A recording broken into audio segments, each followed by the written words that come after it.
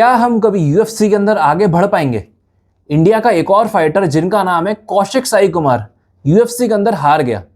तो बात करते हैं इस मैच में क्या दिक्कत हुई और यूएफसी हमसे कितना दूर है। और इन सब चीजों के बीच में एक चीज मुझे अच्छी दिखी है, वो भी मैं बताऊंगा। कौशिक साई कुमार चेन्नई के रहने वाले हैं। पैदा तो वैसे यूएसए में हुए थे, बट उन्होंने पढ़ाई लिखाई सारी चेन्नई से की हुई है। अब इनका ऐसा कोई प्लान नहीं था कि आगे जाके मुझे कॉम्बैट स्पोर्ट्स में घुसना है या फिर एमएमए खेलना है। वो तो जब ये इंजीनियरिंग कर रहे थे तब उनको दिमाग में आया कि हाँ एमएमए करना चाहिए। उस टाइम पे उनको एमएमए में इंटरेस्ट आया। जी हाँ, ये भी एक इंजीनियर ही है। इनके कॉलेज के पास में एक जिम था जहां पे इन्होंने ट्रेनिंग स्टार्ट करी। जब इन्होंने थोड़ी बहुत स्किल सीख ली तब इन्होंने एमेचर मैचेस खेलना चालू किए। अब जिनको एमेचर मैचेस का मीनिंग नहीं पता है, एमेचर मैच वो मैच होता है जिसमें आपको एल्बोज और नीज मारना अलाउड नहीं होता, थोड़ा बहुत सेफ्टी गियर पहनाया जाता है और आपका रिकॉर्ड काउंट नहीं होता। ये आपके खुद के लिए होता है, एक्सपीरियंस गेन करने के लिए, अपनी स्किल्स को शोकेस करने के लिए। साई कुमार कौशिक ने ऑलमोस्ट 20 एमेचर मैचेस खेले और जीते भी। उसके बाद इनका सामना हुआ एक रशियन फाइटर से जिससे वो हार गए।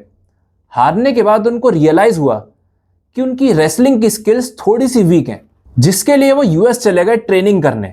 वहां उन्होंने 50-50 नाम का जिम ज्वाइन किया और रायन हॉल के साथ ट्रेनिंग स्टार्ट करी। अगर तुम यूएफसी देखते हो तो तुमने एक इलिया टोपुरिया का मैच देखा होगा जिसमें एक फाइटर उनके लेग पे लॉक लगाने की कोशिश कर रहा था रेगुलरली ग्राउंड पे रह के। रायन हॉल वही फाइटर है। रायन हॉल के संग ट्रेनिंग करते करते साई कुमार की जिजित्सु और रेसलिंग काफी अच्छी हो गई, जिसके बाद उन्होंने प्रो मैचेस खेले और प्रो मैचेस में ऑलमोस्ट 3 से 4 उन्होंने नॉकआउट के जरिए जीते। कुछ टाइम बाद उनको यूएफसी के अंदर टूर्नामेंट खेलने की अपॉर्चुनिटी मिलती है जिसपे वो तुरंत हाँ कह देते हैं। ऑब्वियसली हर एक फाइटर का मेन गोल होता है यूएफसी पहुंचना। तो साई कुमार ने भी एक बार में हाँ कह दिया और उनका मैच फाइनल हुआ ली स्कॉट के अगेंस्ट, जो खुद एक स्ट्राइकिंग वाला गेम खेलना पसंद करते हैं।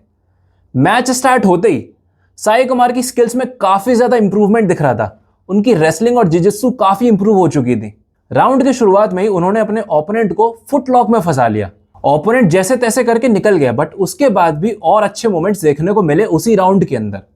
जैसे साई कुमार की एंट्री बहुत अच्छी हो चुकी थी रेसलिंग के लिए, और इस तरीके की एंट्रीज को परफेक्टली टाइम करना इजी नहीं है। इसके बाद भी उन्होंने एक अच्छा बॉडी ट्रायंगल लगा के राउंड को खत्म किया। और बॉडी ट्रायंगल भी लगाना आसान बात नहीं है, आपका जिजित्सु का लेवल बहुत अच्छा होना चाहिए इस ट्रायंगल को मेंटेन करने के लिए। यह सब कहानी थी फर्स्ट राउंड की।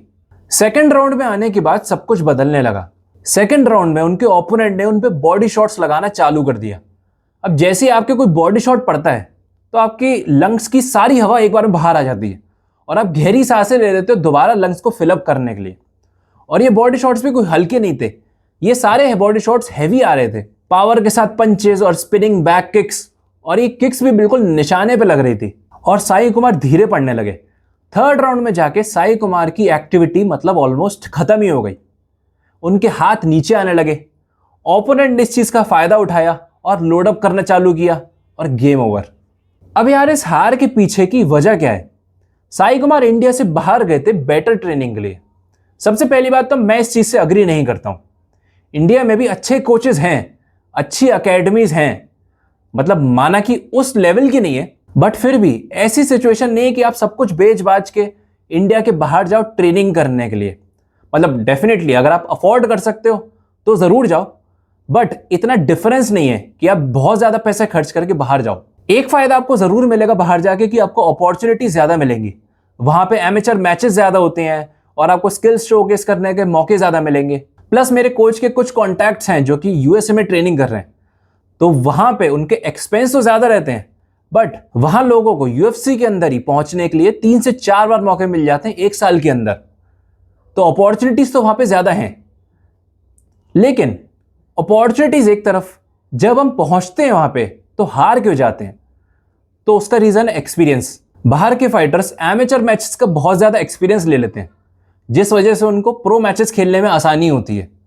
नेट डियाज ने 50 से ज्यादा एमेचर मैचेस खेले हुए थे यूएफसी के अंदर आने से पहले।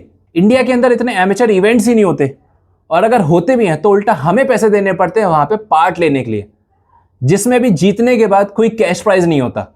और दूसरी बात यह कि हम लोग काफी लेट स्टार्ट कर रहे हैं। जिस वजह से हमारे पास काफी कम टाइम रहता है वो गैप कवर अप करने के लिए। मैंने खुद अपनी ट्रेनिंग थोड़ी लेट स्टार्ट करी है।